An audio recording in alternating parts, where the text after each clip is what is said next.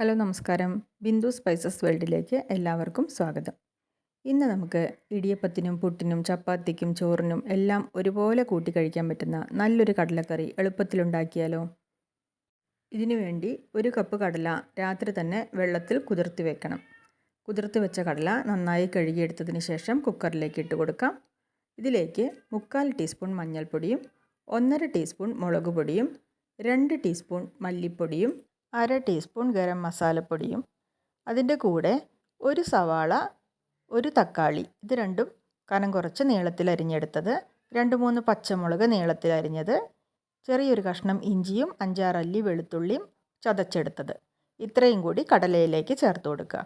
പിന്നീട് കുറച്ച് ഉപ്പും ആവശ്യത്തിന് വെള്ളവും ചേർത്ത് അടുപ്പത്ത് വെച്ച് കടല നന്നായിട്ട് വേവിച്ചെടുക്കുക. 4-5 വിസിലടുപ്പിച്ച് നന്നായിട്ട് വേവിക്കുക കേട്ടോ, കാരണം കടലയും സവാളയും തക്കാളിയും എല്ലാം നന്നായിട്ട് വെന്ത് കിട്ടണം. എയർ മുഴുവനും പോയതിന് ശേഷം കുക്കർ തുറന്ന് നോക്കാം. കടല നന്നായിട്ട് വെന്തിട്ടുണ്ട്. ഇനി ഇതിലേക്ക് അരയ്ക്കാൻ വേണ്ടി കുറച്ച് നാളികേരം ചിരകിയെടുക്കാം. 1 കപ്പ് നാളികേരമാണ് ഞാൻ ചിരകിയെടുത്തിരിക്കുന്നത്, അതായത് 1 മുറി നാളികേരം. ഈ നാളികേരം അരയ്ക്കുന്ന കൂട്ടത്തിൽ നമ്മൾ വേവിച്ച് വെച്ച കടലയിൽ നിന്ന് കുറച്ച് കടല കൂടി എടുത്ത് അതിൽ ചേർത്ത് അരച്ചെടുക്കാം കേട്ടോ. അത് കറിക്ക് കുറച്ച് കൂടുതൽ കൊഴുപ്പ് കിട്ടാൻ വേണ്ടിയിട്ടാണ് അങ്ങനെ ചെയ്യുന്നത്.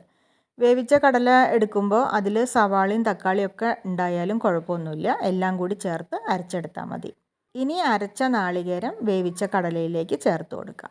കറിയുടെ തിക്നെസ്സിന് ആവശ്യമുള്ളത്ര വെള്ളവും കൂടി ഒഴിച്ചു കൊടുക്കുക. ഇനി ഇത് നന്നായിട്ടൊന്ന് ഇളക്കി യോജിപ്പിക്കുക. അതിനുശേഷം അടുപ്പത്ത് വെച്ചിട്ട് നന്നായിട്ടൊന്ന് തിളപ്പിച്ചെടുക്കണം. അരപ്പ് നന്നായിട്ടൊന്ന് വേവണം. അതിൻ്റെ കൂടെ തന്നെ ഈ കറിയുടെ ചാറ് ഒന്ന് കുറുകി കിട്ടുകയും കൂടി വേണം. അടുപ്പത്ത് വെച്ച കറി നന്നായിട്ട് തിളച്ചു, ചാറൊക്കെ ചെറുതായിട്ടൊന്ന് കുറുകി കിട്ടി. ഇനി ഇതിലേക്ക് ഉള്ളി മൂപ്പിക്കണം. ഉള്ളി മൂപ്പിക്കാൻ വേണ്ടിയിട്ട് ഒരു ചെറിയ ചീഞ്ചട്ടി അടുപ്പത്ത് വയ്ക്കുക. അതിലേക്ക് കുറച്ച് വെളിച്ചെണ്ണ ഒഴിച്ചു കൊടുക്കുക. ഈ കറിയിൽ വെളിച്ചെണ്ണ തന്നെ ചേർക്കുന്നതാണ് നല്ലത്.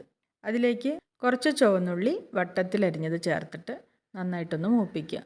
ചുവന്നുള്ളി ചെറിയൊരു ബ്രൗൺ കളറാവുമ്പോൾ അതിലേക്ക് കുറച്ച് കറിവേപ്പിലയും കൂടി ചേർത്ത് കൊടുക്കുക. എന്നിട്ട് നന്നായിട്ടൊന്ന് മൂപ്പിച്ചതിന് ശേഷം ഇത് കറിയിലേക്ക് ചേർത്ത് കൊടുക്കുക. 10 മിനിറ്റ് അടച്ചു വെച്ചതിന് ശേഷം കുക്കർ തുറന്ന് ഈ കറി നന്നായിട്ടൊന്ന് ഇളക്കി യോജിപ്പിക്കുക. രുചികരമായ കടലക്കറി തയ്യാറായിട്ടുണ്ട്. ഇനി ഇത് പലഹാരത്തിൻ്റെ കൂടെയോ ചോറിൻ്റെ കൂടെയോ എങ്ങനെ വേണമെങ്കിലും നമുക്ക് കഴിക്കാം. അപ്പോൾ എങ്ങനെയുണ്ട്? എളുപ്പത്തിൽ തയ്യാറാക്കിയെടുത്ത രുചികരമായ കടലക്കറി നിങ്ങൾക്ക് ഇഷ്ടമായോ? ഇഷ്ടമായെങ്കിൽ ഒന്ന് ലൈക്ക് ചെയ്യണേ. പിന്നെ എൻ്റെ ചാനൽ സബ്സ്ക്രൈബ് ചെയ്ത് എന്നെ ഒന്ന് സപ്പോർട്ട് ചെയ്യാൻ മറക്കരുത് കേട്ടോ. അപ്പോൾ അടുത്ത വീഡിയോയിൽ വീണ്ടും കാണാം. വീഡിയോ കണ്ട് സപ്പോർട്ട് ചെയ്ത എല്ലാവർക്കും നന്ദി. നമസ്കാരം.